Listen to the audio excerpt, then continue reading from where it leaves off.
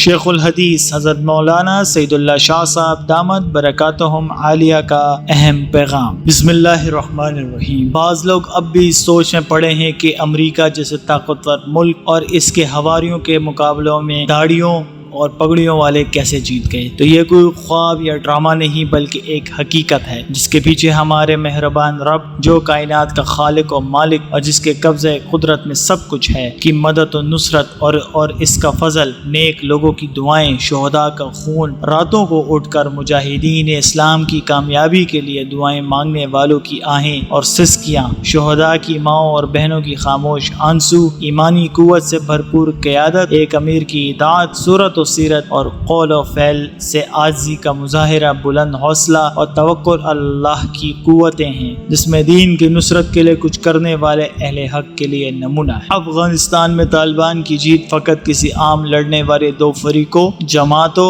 اور پارٹیوں میں سے کسی ایک پارٹی کی جیت نہیں بلکہ یہ کفر کے مقابلے میں ایمان کی، موجودہ دنیا میں تمام کفریہ طاقتوں کے مقابلے میں اہل ایمان کی، اللہ تعالیٰ کے دشمنوں کے مقابلے میں اللہ تعالیٰ کے دوستوں کی، اہل کفر کی چال چلنے والوں اور ان کے مقابلے میں داڑھی اور پگڑی رکھنے والوں کی، ہر قسم کی ہتھیار اور جدید ٹیکنالوجی سے لیس فوجیوں کے مقابلے میں چند سادہ لوہ لیکن زیوری ایمان اور اخلاق سے آراستہ ڈنڈے برداروں کی، ظالموں اور جابروں اور کمزوروں پر اپنی چودراہٹ قائم کرنے والوں کی مقابلے میں مظلوموں کو ظالموں کے چنگل سے چھڑانے والے رحم دلوں اور باطل کے مقابلے میں حق کی جیت ہے۔ تو کیا آپ طالبان کی فتح پر خوش ہو کر صحابہ اکرام رضوان اللہ علیہم اجمعین کے نقش قدم پر چلتے ہیں یا کفر کی ہار یا شکست پر غمزدہ ہو کر مشرکین مکہ اور ہنود ہند کا ساتھ دیتے ہیں، جبکہ سورہ روم میں اللہ تعالیٰ کا ارشاد ہے وَيَوْمَئِذٍ يَفْرَحُ الْمُؤْمِنِينَ يَنْصُرَ اللَّهُ۔ سید اللہ شاہ، 17 اگست 2021،